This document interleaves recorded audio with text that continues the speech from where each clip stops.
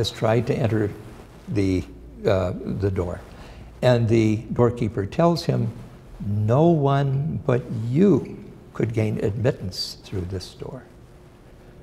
Since this door was intended for you, I'm now going to shut it. The meaning of this story, taken as we learn from the writings that precede the law, becomes the subject of a dialogue debate between Kay and the priest, a dispute that ends when the priest defends the actions of the doorkeeper by saying, and I'm quoting, "It is the law that has placed the guard at his post. To doubt his dignity is to doubt the law itself."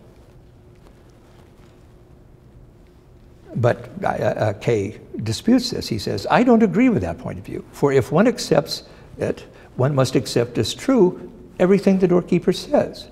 But you yourself, you the priest, have sufficiently proved how impossible it is to do that." To which the priest answers, "No, it is not necessary to accept everything as true. One must only accept it as necessary." The dialogue and this talk concludes when Kay replies, "A melancholy conclusion. It turns lying into a universal principle." Thank you.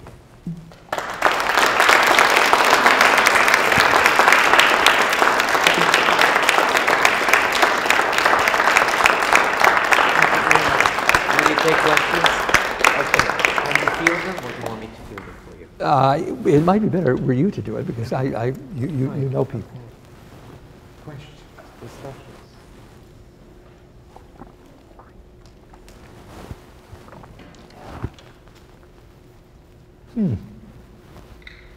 This is embarrassing for someone who goes around talking about dialogue all the time.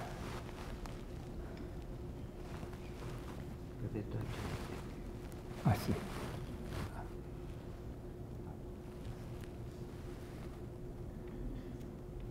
Maybe we can discuss 2 + 2 = 6. Well, there are other figures that have been used. 3 × 3 = 6 has been used. I mean, Tolstoy uses it, for instance, as well. I mean, the opposition is what's important. I mean, between the law of succession in mathematics and the unpredictability of its analog. I'm sorry, I thought I saw a hand. Yes? Well, I was intrigued from your phrase, the inhumanity of mathematics. Forgive me, I'm having trouble hearing you. I mean, I was intrigued by your phrase earlier in your talk about the inhumanity of mathematics. Yes. Mathematics, utter rationality. And I suppose I would be curious what your thoughts are on how that affects the possibilities for translation and machine translation, as you mentioned. So if you could just elaborate on how that inhumanity is felt, if it is, or what shape that takes and how we think about translation. Yeah. Well, let me begin by saying that there is a very good book that I mentioned earlier by Brian Lennon, who writes like an angel. Besides being really on top of this issue technically and historically and theoretically, he's someone who writes very well. But the title of the book is In Babel's Shadow. But what he addresses is the problem, it seems to me, that anybody who has thought about the nature of language, and that is the one that is raised, the question that is raised, I think, most paradigmatically by Claude Shannon. That is to say, you know, there is a whole science called computational linguistics. It's based on the idea that the only way meaning comes about is through repetition. I mean, you can't know something, but that's where the relation of information theory to computational linguistics finds its meeting point. They both are interested in information, not meaning.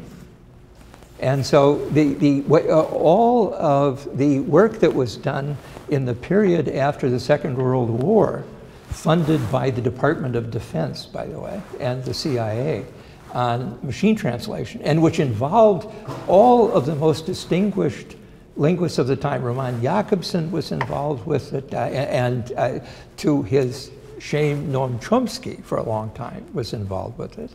But the whole idea was that if you excluded the search for a unique meaning that would be peculiar to a distinct moment in time in a particular cultural situation, if you neglected that, then you would be able to conceive language as a generic system that would avail itself to computational study.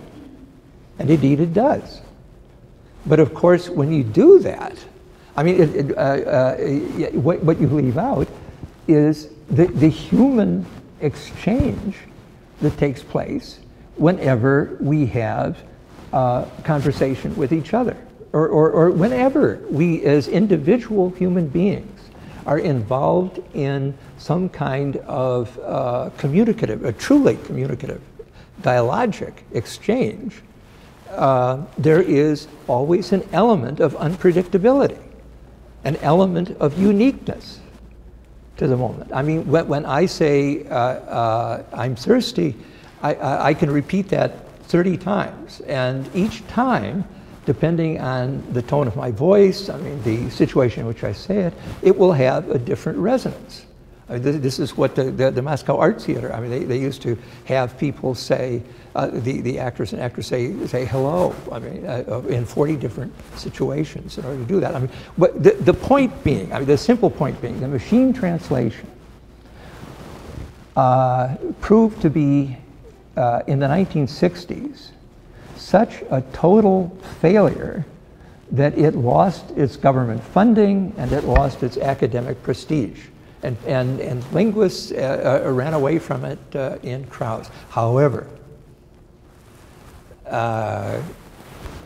machine translation is experiencing a renaissance right now. I mean, we use it all the time.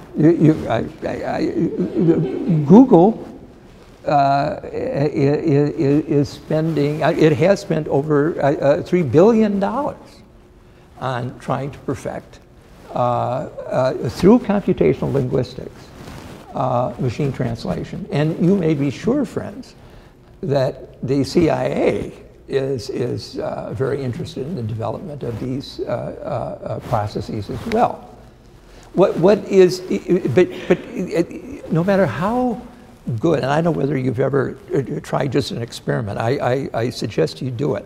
When you get up a text on Google, and it says, "Would you like to read this in?" Just do that and see what you get. I mean, it's at a very high level of abstraction. I mean, you get the general drift of what is going on. But I mean, this is not communication, my friends. I mean, this is, and the people who are developing these algorithms are aware that this is still an enterprise with limited success, although increasingly they're getting better and better. But the difference between the people who believe in MT and those who don't is really an existential difference. It's an absolute difference. It depends on how what you think human beings are what makes them human. If you believe in the ultimate end, that the ultimate end of machine translation is a perfect translation, then you believe that we are machines.